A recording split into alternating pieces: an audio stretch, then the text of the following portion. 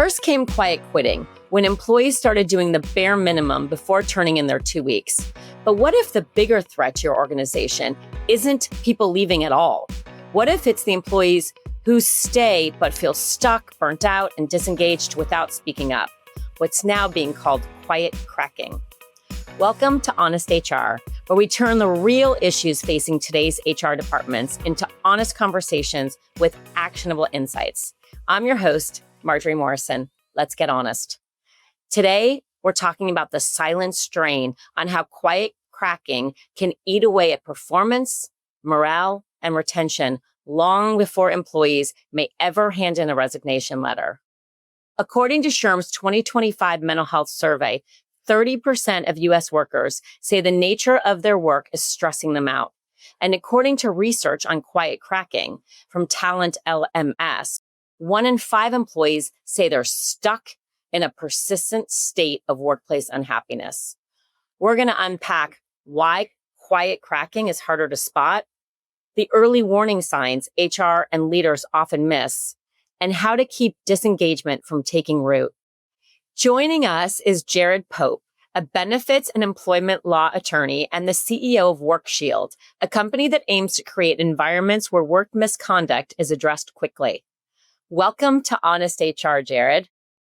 Oh, thanks for having me. Glad to be here. So let's just start with some basics. Quiet cracking is described as persistent unhappiness at work. How is it different than burnout? You know, the way I usually think about quiet cracking versus burnout is kind of what it sounds like. It's exhaustion. It's you're completely burned out. You're exhausted. Where quiet cracking, as you said, is kind of that persistent unhappiness that kind of continues on. And when you think about burnout, I've always been an athlete and was a runner, ran in college, and you kind of get burned out while you're running a long distance and you're exhausted, where the quiet cracking is kind of that you're just enduring the pain. And you got to go finish, but you just kind of say, hey, I just got to endure it. And hopefully one day I'll get across the finish line. So that's kind of the way I look at it. And I think it kind of flows with what's happening. So it's so interesting. Why do you think it's emerging as a growing concern now, maybe more than it used to be? Well, I think first it's interesting what's going on in the economy. So you got the economic pressures, whether it's rising interest rates, it's hard to buy a house. And then you couple that with the fact of employers are saying, hey, come back to work. Some are saying, hey, it's okay to still stay remote. And then you got this hybrid aspect. And I think what we've seen, at least over the last probably 6 months, is a shift more to an employer's market than maybe an employee's market. And particularly in the tech space, where you hear about all these layoffs that are happening. You got the economic pressures of companies. And then remember, companies are there to make money. And so they're wanting people to perform. So I think you have this unique kind of, combination of economic factors, the hybrid work. Maybe it's also a lack of career transparency that's going on, which we hear a lot of, hey, what is my next step? Now that's a combination with hybrid remote work versus in office. So all of this is causing things to bubble up to the surface. And I think that quiet cracking is a byproduct of those issues that our teammates and team members are facing across the country. I really appreciate the way you described it, because I say that a lot too. I mean, it's a combination of a lot of things. Yeah. And that shift to the employer market is it's so interesting how we're seeing that happen. So when we think about other forms of disengagement or burnout, why is quiet cracking so hard to spot? Well, I think number one, it's hard to spot because it's not just like someone saying, hey, here's my resignation. I'm out. I'm going to go find another job. Or it's hard to job hop now. And now some people do job hop more than others. But I think it's hard to spot because most of the quiet cracking that you will see usually comes from someone that was super collaborative and now they're a little less boisterous. Or maybe they're not as available, or it's someone that's not as enthusiastic. So when they're walking down the hall, or maybe they're coming into the office, you kind of look at them and say, they're not their joyful self, maybe. Maybe they're not playing joy on that movie. Maybe they're playing anger. Who knows? But I think that's what's hard to spot. And as team leads or managers or supervisors, if you're not plugged in on a daily basis or a day-to-day basis in monitoring that, it can be super, super hard to spot when it's really the edges that are causing, or not causing, but you have to pay attention to the tea leaves. You have to pay attention to the edging of what's happening within your workplace community to really understand, is it happening? So HR, as managers get stuck in this like role of they don't want to micromanage or they don't want to overstep. Like how can they catch those early warning signs? As Ted Lasso says, be curious. And so I think that's the easiest way. If you have curiosity into your own team members, if you have empathy for what's going on. So like here, for example, at WorkShield, we have team members, we're an in-office company. When someone says, hey, I need to work from home today, or you can see maybe something's happening, we're curious of like, hey, is everything okay? Is there anything I can do to help? And it's almost just the ability to ask the question, hey, can I help? Or, hey, I'm curious, is everything okay? Are you okay? Just want to make sure. It's almost like giving them a sense of, hey, you got a partner here. I'm on your side. We're on the same team and we're here to help. And so I think that kind of curiosity helps engagement, and then also understanding that people have lives. Things happen. We're all going through something at some point. So that's really what I think managers, supervisors can approach this situation. Not just this one, but just being a good team leader is being curious. Jared, it's so funny because it's like you're saying my beat, the things I say all the time. And I always say like curiosity is the most important thing. And some people have it naturally and other people have to like work at it. But regardless, it's so important. So when you think about quiet cracking, does it manifest differently in different ways? Like, for example, across industries or generations or roles? Well, I think it absolutely manifests differently across whether generation or roles. And so you and I were talking earlier about how I'm a recovering lawyer, as I often like to say. And when I was in the law firm side of things, or just kind of trying to get through the work, it was this mentality of you just showed up and you had to bear it all. Like you just keep going and going and going. And so I think with the older generation, they're silent in their actions. So you're going to see more silent actions from them. Where in the younger generation, the Gen Z, the millennials, they may actually do it from posting something online. So they're more technology advanced than maybe we are, the older individuals, where they're going to post it online like, hey, this is what's going on here.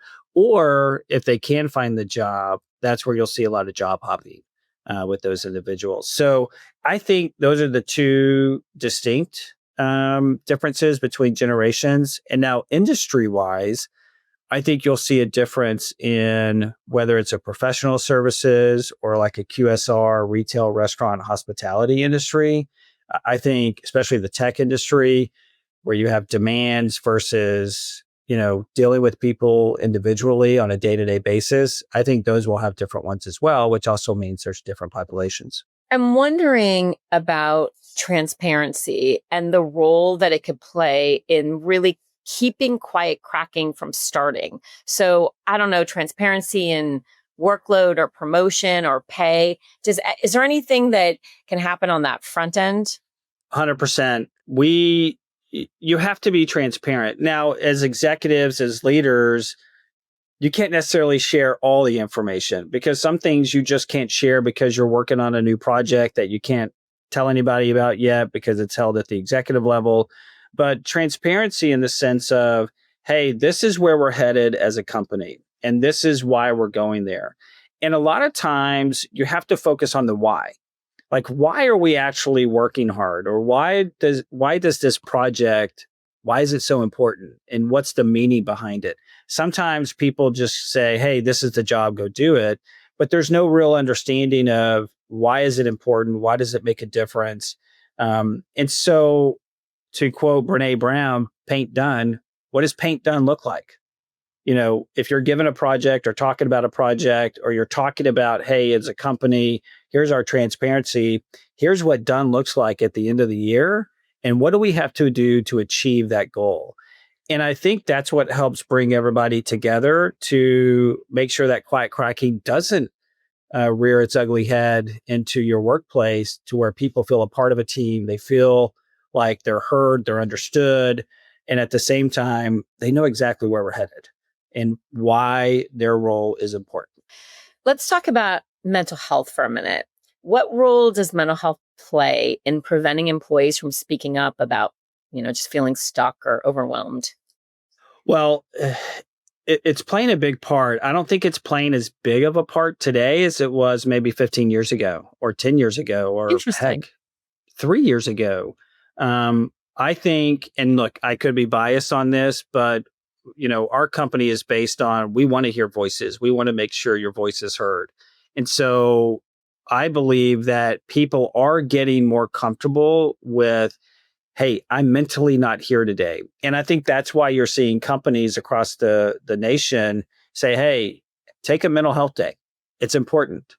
And when we have our team members at WorkShield, when they go on PTO, we're like, do not look at your email.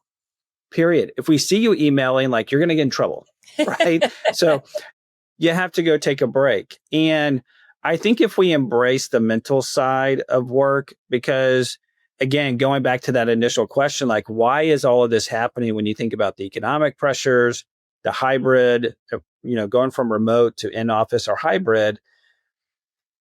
We ask people to take work home, and now we're asking people to bring just the work back to the office. That's completely wrong. I think you have to be open to say, hey, work is not just about what we have to do for the company or the organization, but it's also about the individual and what's going on outside their life. And how do we allow the safe space to talk about it and understand, like, hey, I had kind of a hard weekend because maybe my kids were just yelling. They're 2 and 4, and or my 14-year-old daughter said, Dad, when you breathe in the same space, you annoy me. I mean, so it could be one of those two things. But all that being said, we have to be able to say, hey, what's going on? Is everything okay? And I think that's what allows them to say, hey, I'm kind of having a rough day. And that's okay.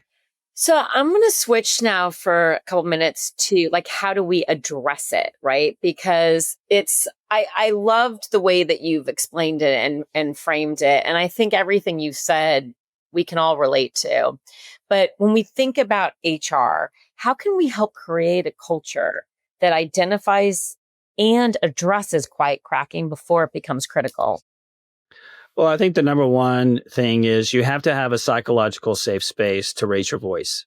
And that doesn't necessarily mean an open door policy. That sometimes is the worst policy sometimes, because the head of HR is sitting right next to the CEO. And so you're like, oh, I don't know if I want to go in there, because when you leave, they may just go right next door. And is that really what you want? So I think you have to have a safe space for employees to feel, hey, I can go raise my voice. I can raise my concern, whether it's mental, whether it's, hey, I'm having a hard time, or, hey, I just don't know if this is working out. And they also have to have that understanding, that there's no retaliation when you bring things to you. It's no fear of ridicule. It's no judgment. It's a judgment-free zone. And I think when you combine that at the initial, and look, that could be, maybe you put HR away from the executives, the CFO, the CEO, and maybe they're a little further away so people feel comfortable. Or maybe it's you have a space where they can go call or talk to someone else. We've seen the rise of these mental health apps, whether it's Michael Phelps, promoting his, or someone saying, hey, it's okay to talk about it right on your phone. I think it's the encouragement to have that safe space. Yeah, it's absolutely. I think that's great. And psychological safety is really something that really helps create that space. Are there any like simple day to day practices that, let's just say, that HR pros could use to help employees just feel less stuck in their roles? Absolutely. Some of it is this is probably our biggest one is celebrating the wins, both big and small. And part of that, and some people may be like, well, why is that? Well, when you celebrate someone or the wins that they've been a part of, both big and small, that emotionally makes them believe in themselves and what they're doing inside the company. And it's almost like having a coach that's always telling you everything you're doing wrong versus a coach that's saying, hey, you're doing a great job. Here's, it's a growth mindset versus a negative mindset. So that's number one. Number two, it's really about having some flexible options when they need it. So for example, here at WorkShield, you get 2 work from home days, whatever you want per month. Okay. Per month. And So now per month. Now we're an in-office company, but we also know that life happens and it's okay. Hey, I've already used my 2 days, but my car just had a flat tire. I need to go to the car tire shop. Great. Guess what? We have laptops. You can work from there. Don't worry about it. And it's having that flexibility in that, but then it's also just, are you regularly checking in with your team? Are you checking in with the managers? Hey, tell me about it. What's happening with your team? Is everything good? It's having those regular check-ins. And I think if you combine all 3 of those, that's what's going to help address it should it happen. So I feel like the theme on this is the curiosity and empathy that you mentioned earlier, right? Is having that can be really helpful on the front end. What about the benefits and wellness programs? Like what kind of role can they play? Well, yeah, I think if you're a company and you don't have a mental health benefit embedded into your medical plan or at least your employee benefits plan, you're behind the times. I think number one, you have to have that. Number two, you could also, if you have a 401k plan, have some form of financial guidance or counseling from there, or even just literacy like, hey, how easy is it to save? Because I think with the younger generation, they spend, I think the studies show that it's about 60% of their income is spent on ordering food in, door dashing, Uber Eats, etc. And you and I both know, how are you going to save? Because that can't happen forever. And so I think it's given them the tools, the mental health tools, financial literacy or counseling. It's also saying, hey, here's a safe space to go to where they can talk about it. But it's also the main one that I really like to talk to my friends about is what's their career growth? And it can easily be just as simple as, hey, what do you want to do? Like, we understand you're here. Like, so for example, we just hired a senior developer and I said, hey, I love that you're here and I hope you're here the whole time because we believe in you. That's why we hired you. But like, what are your goals for life? What do you want to do? What's on your bucket list? Like when you think about, a lot of time people will say 5 years from now or 10 years from now. To me, that's way too long. I'm always about what's the next 3 years? Because 3 years is achievable. 5 years, you're like, I could wait a year. I got 4 more. But 3 years, you got to start working on it now. And so if you ask those questions, it's really about, I want to make sure you achieve the goals. And if that means you want to be a leader at some other company, great. But I'm going to make sure you have the tools. So when you do want to do that, we're both happy with each other because we know, look, the average person working at a place for their whole life, that doesn't happen anymore. And so you got to get with the times. So Jared, we've talked about the broader concept of quiet cracking, which I just love that term.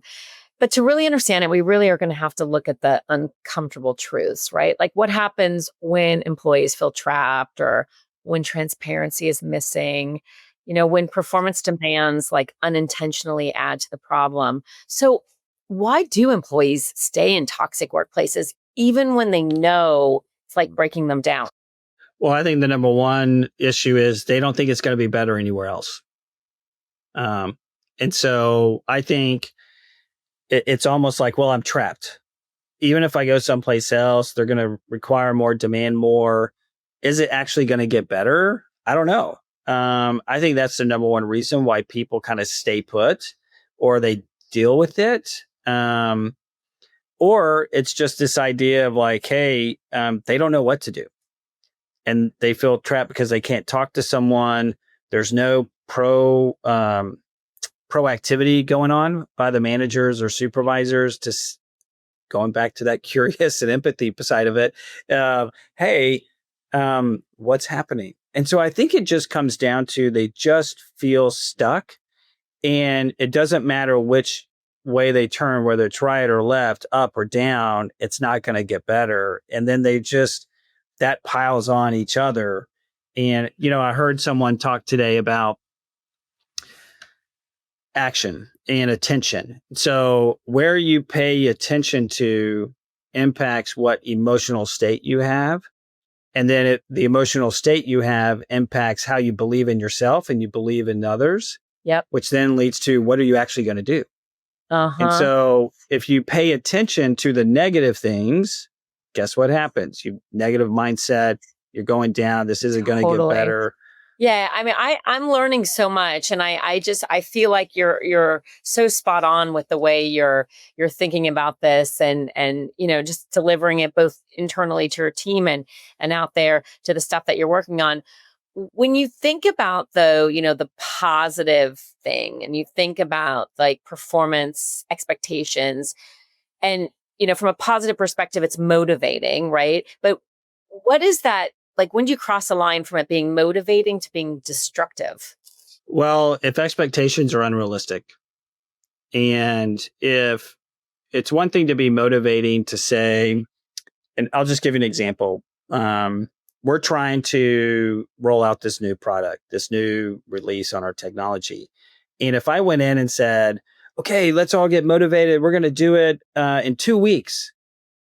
And so that unrealistic expectation where it's probably going to take 6 weeks to do it, but I'm still motivating them, it's a destructive motivation because it's unrealistic demands and unrealistic expectations.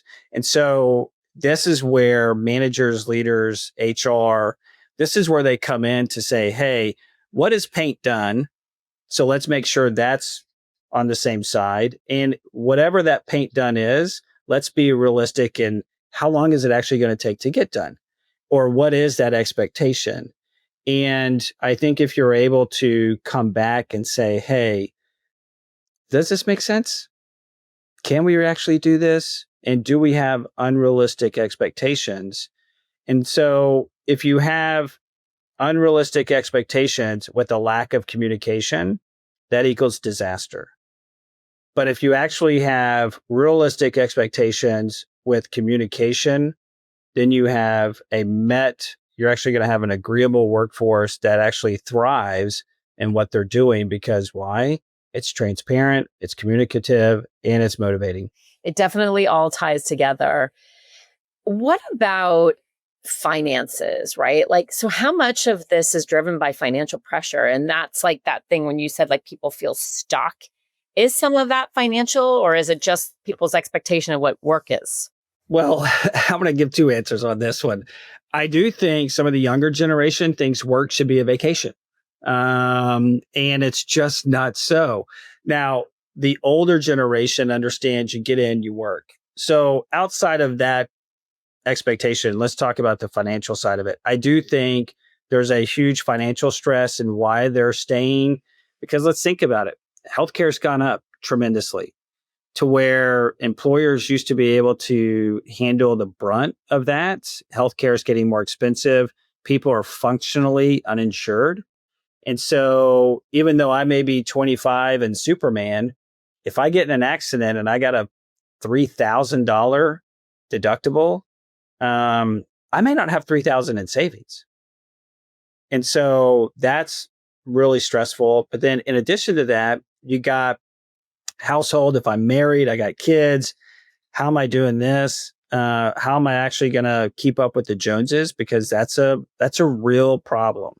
And I think with today's society, people want everything right away. And when they do that, they're buying today for a not so good tomorrow. Yeah. And this is where I think that curiosity comes back in. It's, do they feel that pressure, the financial pressure, the benefits? It's expensive. And look, our own company, we used to pay 100% of employee only medical care for all the premium, right? It got really expensive. And when you also include, you got economic pressures for companies are starting to slow down. At some point, you have to say, hey, we can't continue to pay 100%. So let's do 80% and y'all pay 20, which is still better than market. But now you've just added on a cost to them, maybe that they weren't used to seeing, which then maybe it's only $200 a month, but it's $200 they weren't used to paying for. So it's literally about communication. And I think that's what keeps people there, is that financial pressure of, if I do go somewhere else, what is that going to look like? Is it just going to be the same thing? It's interesting too, going back to the beginning of your explanation, and that maybe when you mentioned younger people think work should be vacation. I think some of it's like this really strong sense of purpose, but yet not all work is a sense of purpose. Some of it is just work, So I think there's like a incongruency there sometimes, which is going to be a challenge, but hopefully, as pendulums always swing, it'll kind of work itself out. I really appreciate you like talking through those uncomfortable questions, because it really does give us like a real sense of what's at stake. But before we close, I want to turn the path like forward, right? Like, what does this mean for the future of work, and like the real practical steps that HR can take? So when we look ahead, do you see quiet cracking becoming more prominent, like, and as a workplace concern, or will it fade away? Well, I think we'll see those great companies, the great places to work. I think it's going to require more. Unless a company actually is transparent about their communication and where they're headed, they have inclusion in the sense of curiosity. Are you okay? And there's some form of mental health side of things to acknowledge and understand that, look, it's a problem today. And we have to recognize that when people come into the office, they don't just shut it down. They bring everything with them, even if they're at home or at somewhere else. And I think the companies that take those three actions, transparency, the inclusion side of being curious and understanding that they want to know this, they want to have that motivation, that curiosity, that empathy, but then also understanding that you may just need a mental day, and that's okay.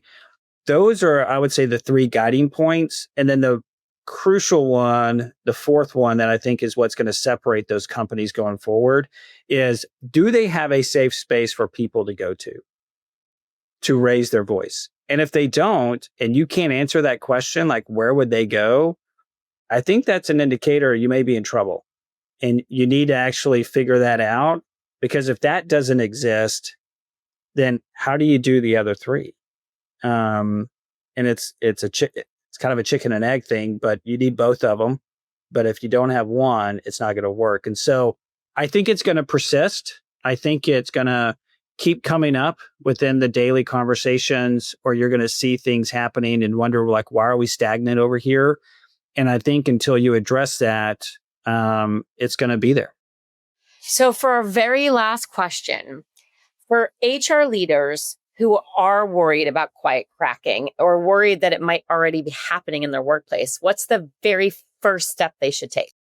You need to do a pulse check. Send it out and be like, hey, how do you feel about this place? How do you feel about what's going on? And whether that's a pulse check through a survey, or it's a pulse check of you actually stepping in and having one-on-ones. And then it's about sharing the information, not obviously identify, but saying, hey, we heard you.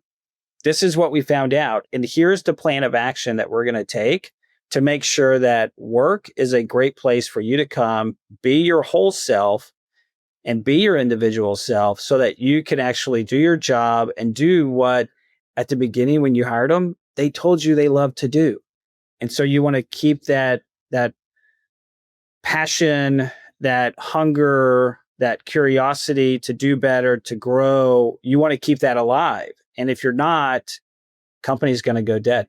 Thank you, Jared. This was awesome. And I truly learned so much. And I'm so appreciative of you sharing your insights with us.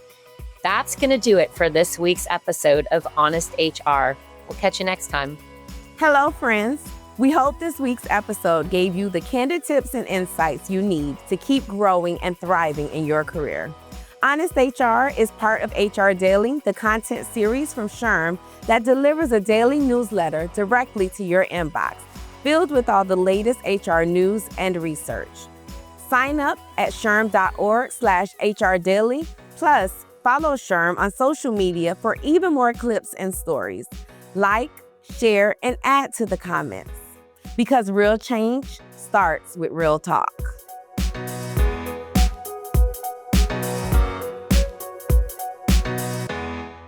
SHRM. This podcast is approved for zero 0.5 professional development credits, aka PDCs, toward SHRM CP and SHRM SCP recertification. Enter the following PDC activity ID in your SHRM activity portal to log your credit. 26-JE27R. That's 26-JE27R. This ID expires on November 1st, 2026.